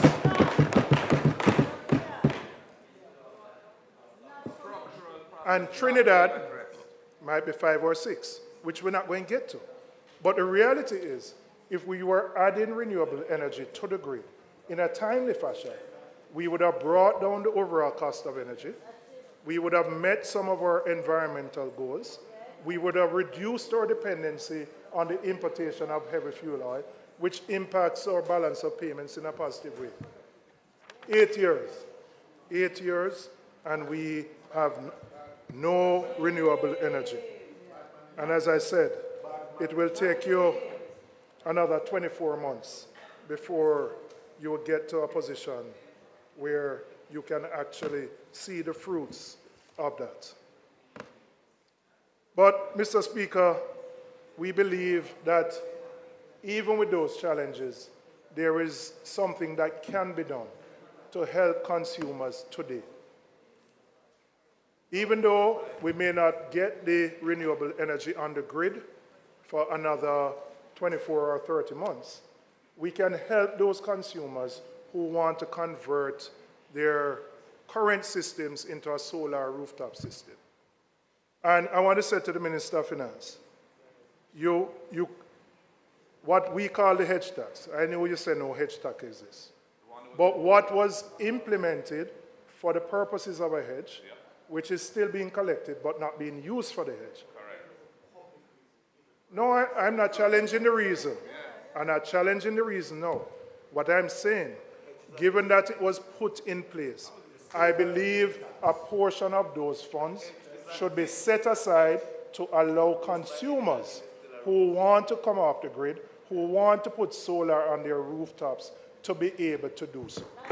So we can ease the pressure. I don't know the exact amount to collect, but I believe it might be 11 or 12 billion. It may be more, I don't know the amount. But you can set aside some and allow people who want to implement it. Right now, people want to do it. But the reality is that the cost is exorbitant. It can cost you anywhere between $3 and $4 million, which, quite frankly, is beyond the reach of the average Jamaican. There are some who can afford it. And yes, there are companies who are providing that as a service, providing the upfront financing, and then you pay it off down the road. There are private companies that do. But I'm saying to give a break to the Jamaican consumer, use some of that money, which was implemented for the hedge, use some of it to support a rooftop solar program so that we can ease the pressure. Because the electricity bill is the #1 bill that everybody faces. Of all your utility bills, is the #1. And while I notice the proposal that you have made from the tax perspective for those the independent providers, I don't know if it is going to be sufficient to move the needle, on renewable energy. And given the lengthy process, because remember this RP is just for 100 megawatts. Another one's supposed to come for, I think, 160. And then I believe JPS is going to replace some existing capacity, which is 171. So I know in another 3-4 years, we're going to get there. But people buckling under the weight right now and need some relief right now. And I believe we can do something to help people with that relief. So, Mr. Speaker, in concluding, advocates of economic stability need to acknowledge that while it is a positive step, by itself alone, it is not enough to uplift the lives of the average Jamaican. The journey from mere fiscal stability to true economic transformation is essential. At the heart of this transformation is the need to address the challenges of low technological adoption, inadequate wage structures, and sluggish economic growth. What is proposed in the government's budget falls short of addressing these fundamental challenges that plague our society. And while there are elements of the budget which we agree and will support, they fail to alleviate the widespread struggles and adversities faced by the vast majority of the Jamaican people. For too long, our economy has been characterized by low wages, low technology, and low productivity. The path to improving living standards, diminishing poverty, and curbing crime lie in fundamentally transforming our economy into one that is centered on high value, advanced technology, and robust income. This pivotal change necessitates substantial investment in several critical areas. Most importantly, education, entrepreneurship, energy, and improving productivity.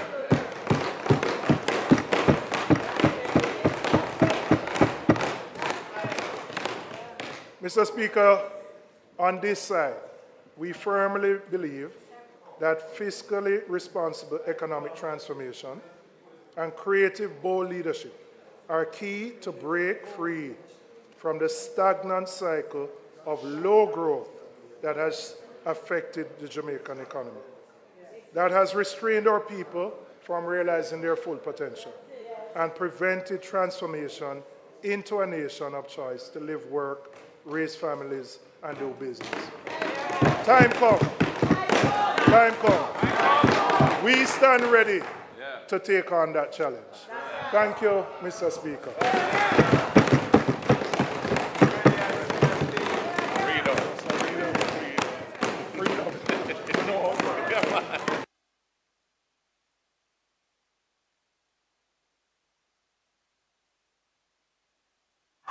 House Leader.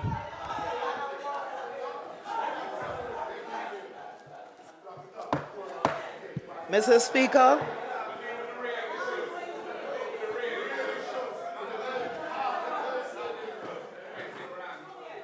Mr. Speaker,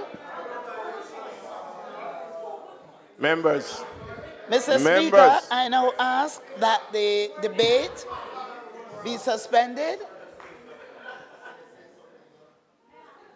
I'm getting there.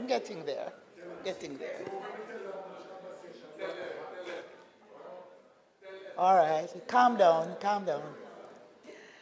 Mr. Speaker, I now ask that the debate be suspended. However, I want to thank the member for his presentation, his very sober presentation, and that we look forward to next Tuesday, March 19, when the Speaker will be the leader of the opposition and member for St. Andrew Southern. Thank you, Mr. Speaker. The question is that the budget debate be suspended. Those in favor? And that we continue next Tuesday, March 19, 2024, at 2 p.m. sharp.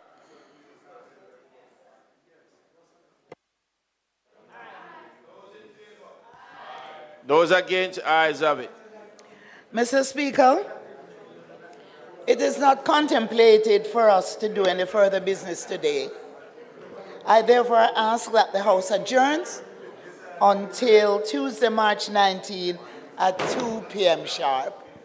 Thank you, Mr. Speaker. The question is that the House do now adjourn for a date to be fixed for Tuesday, March 19, 2024 at 2 p.m. Those in favor? Those against? Ayes have it. This House now stand adjourned.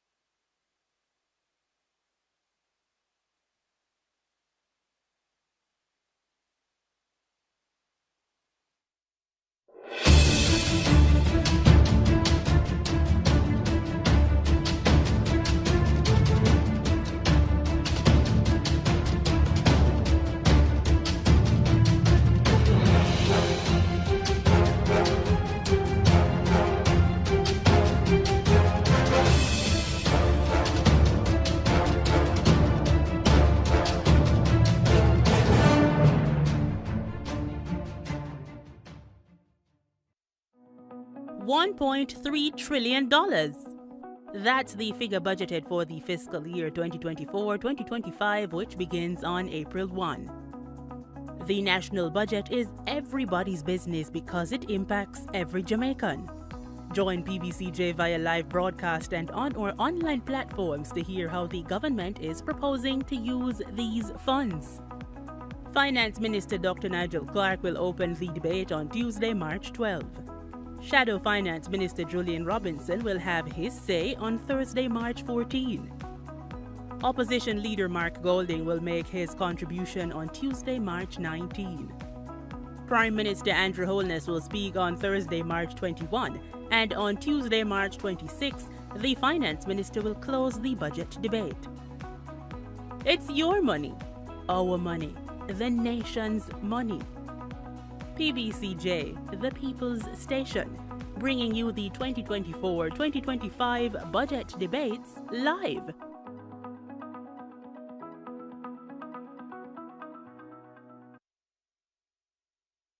I am Jamaican. You are Jamaican.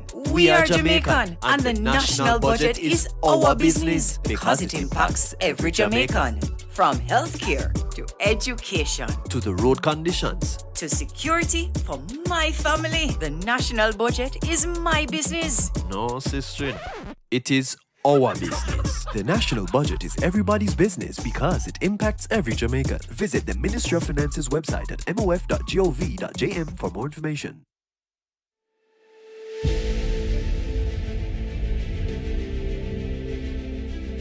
Are you an entrepreneur producing an excellent Jamaican product or service?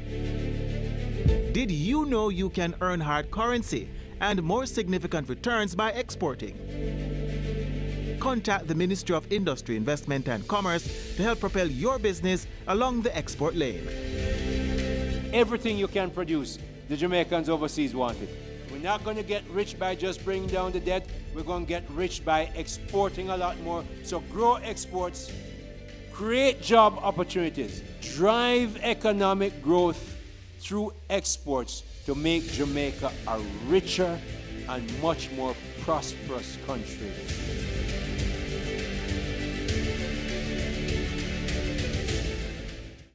Today, we read from Luke 22:47-51.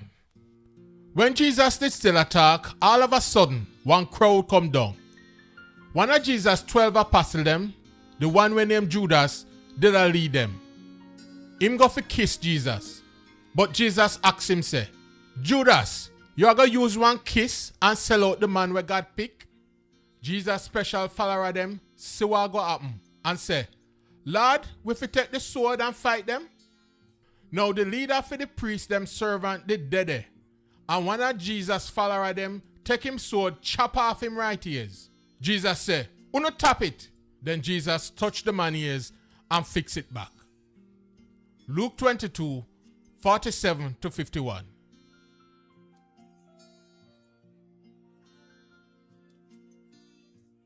I am Jamaican. You are Jamaican.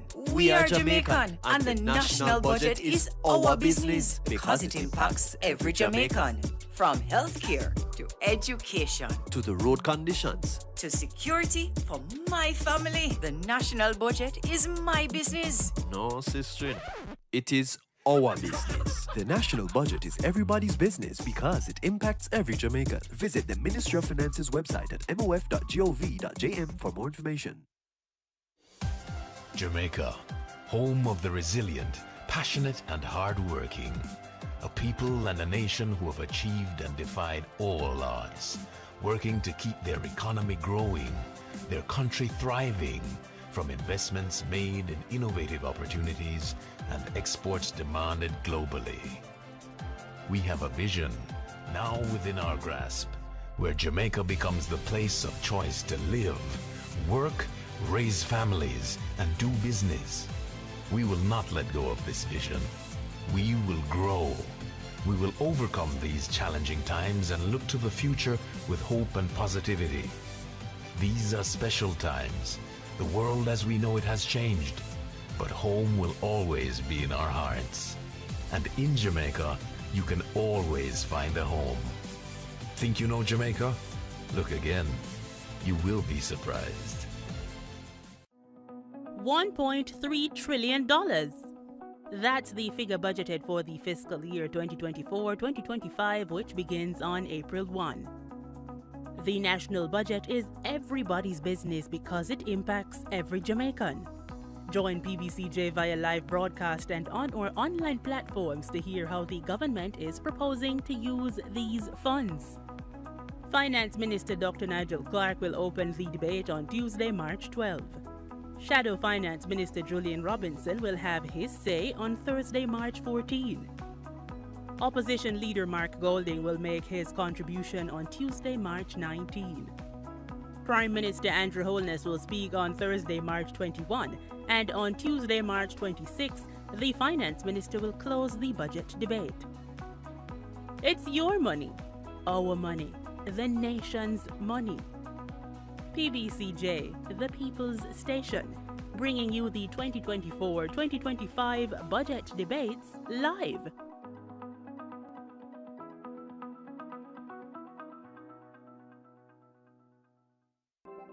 Jamaica, I can help you protect our citizens. Jamaica Eye will play a part in increasing your public safety.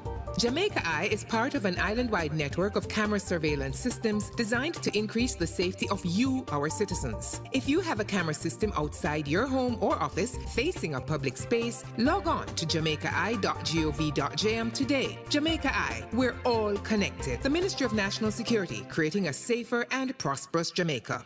This is the Aedes aegypti mosquito that spreads the Zika, chikungunya, and dengue viruses. Search for its breeding sites and destroy them.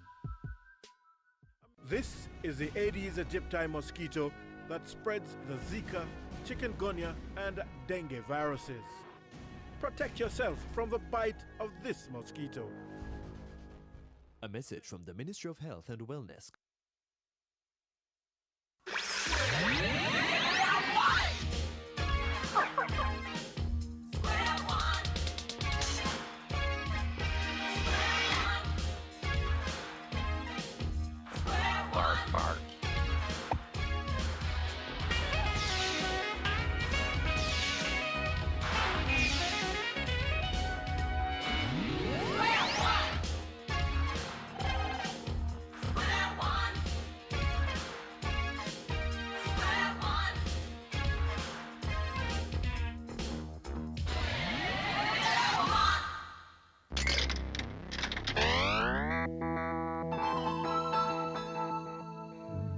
Mathman, your mission is to decide if the forthcoming statements are true or false. If a statement is true, eat the letter T. If it is false, eat the letter F. You will have until the count of 7 to make your decision. And beware the surreptitious Mr. Glitch. Nice to be back for another season. He will cause mischief if you are wrong. Math man, math man, math man, math man, math man. Yeah. True or false? You need math only in jobs where you handle money, such as being a banker. Yeah, a banker or a math man. That's about it. What? That's absurd. How about being a scuba diver? Good point. Or a choreographer? I hadn't thought of that. Or an airplane pilot? I suppose you would, wouldn't you? You use math in all these jobs. It's false. Why am I in this business? Woohoo! Math man, math man, math man, math man, math man. Use your noodle. Math man, math man, math man, math man, math man, math man. Nice. True or false? You don't use math outside of school. I never use math. Of course you use math outside of school. How about planning a meal? Or sewing a dress? Yeah. Or estimating how long it will take you to get home? Or counting Up to 7. What? You ran out of time with all that preaching, Matthew. Ha-ha! But I was right. So, you didn't say false. Gotta go. Math man, math man, math man, math man, math man, math man, math man, math man, math man, math man. If play by the rules, get eaten by the rules. These two contestants, Sean Cronin and Sharifa Monteith, will separate mathematical fact from fiction. Welcome to Square One Challenge.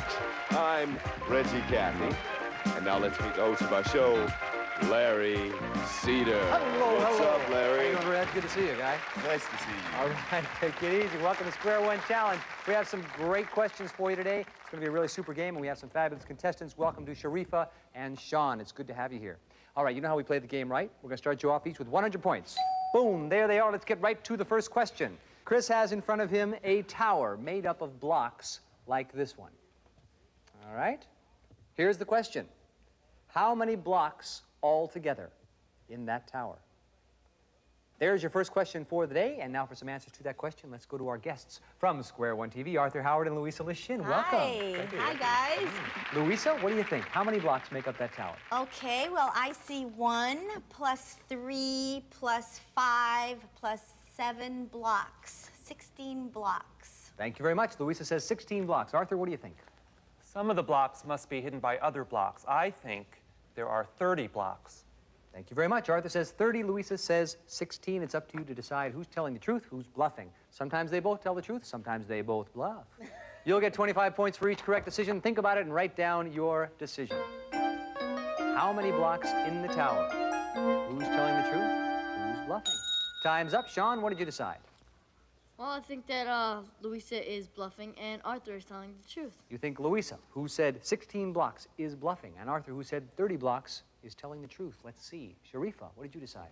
Well, I agree with Sean. I think that Louisa is bluffing and Arthur is telling the truth. You agree.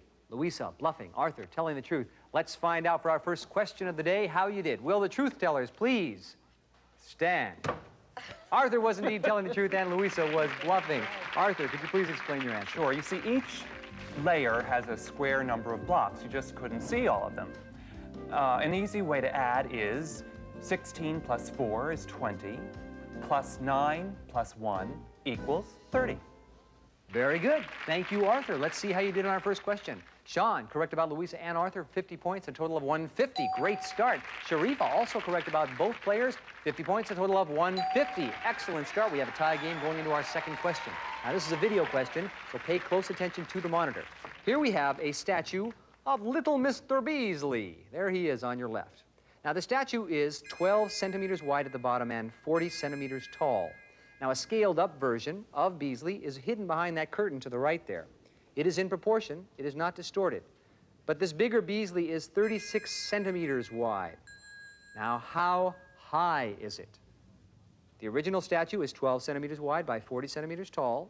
The scaled-up version, in proportion, not distorted, is 36 centimeters wide. How high is it? Louisa, what do you think? To get from 12 to 36, multiply by 3. If you multiply 40 by 3, you get 120. So it's 120 centimeters tall. That's what I think. 120. Thank you, Louisa. Arthur, what do you think? The smaller Beasley is 40 centimeters high and 12 centimeters wide, but he is 28 centimeters higher than he is wide. So the bigger statue is 36 plus 28 centimeters tall, 64 centimeters. Arthur says 64 centimeters tall. Louisa says 120. Think about it. Write down your decision.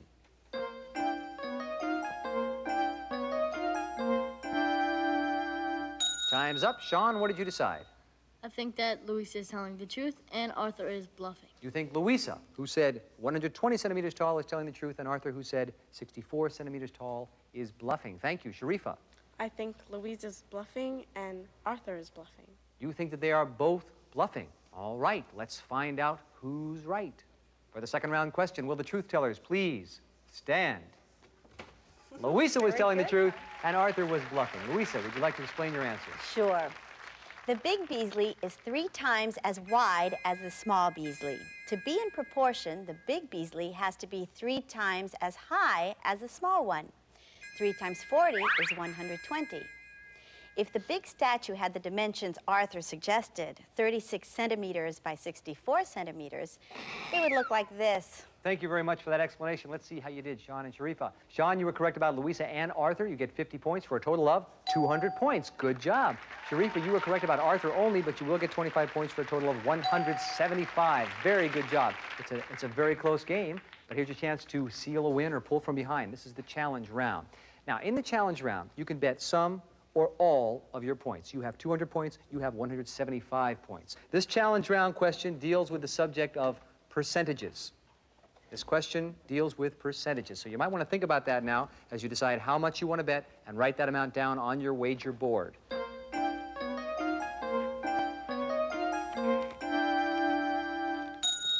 All right, you've written down your wagers. I would like to tell you, however, that in the challenge round, to win, you must be correct about both Arthur and Louisa. Well, here's the challenge round question. Good luck.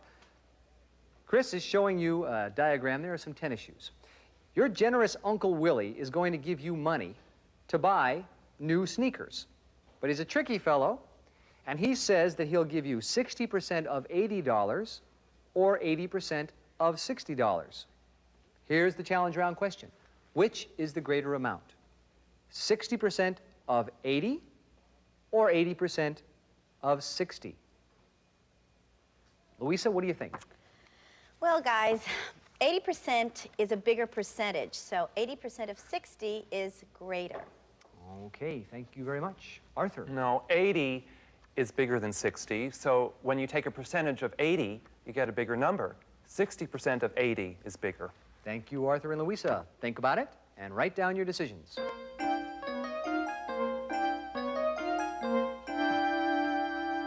All right, you've had time to lock in your decisions. Sean, what did you decide? I think that Louisa is bluffing and Arthur is telling the truth. You think that Louisa, who said 80% of 60 is greater, is bluffing. And Arthur, who said 60% of 80 is greater, is telling the truth. Thank you. Sharifa? Well, I think that Louisa is telling the truth and Arthur is bluffing.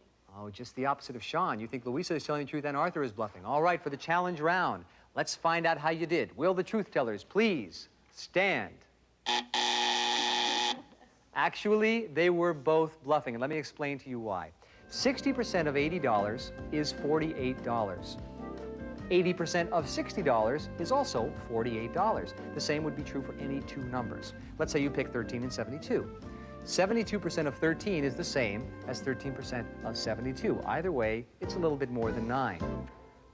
Tough question. Let's see how you did. Now remember, you had to be correct about both players to win this round. Sean, you were unfortunately only correct about Louisa. Let's see how much you wagered.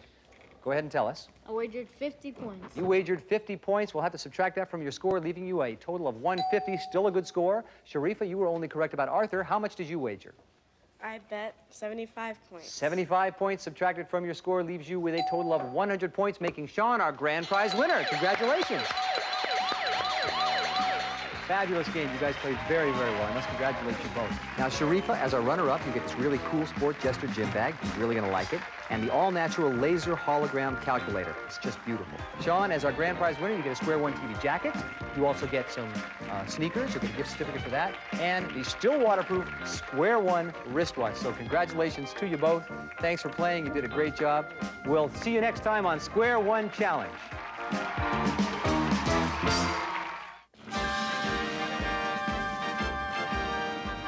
The story you are about to see is a fib, but it's short.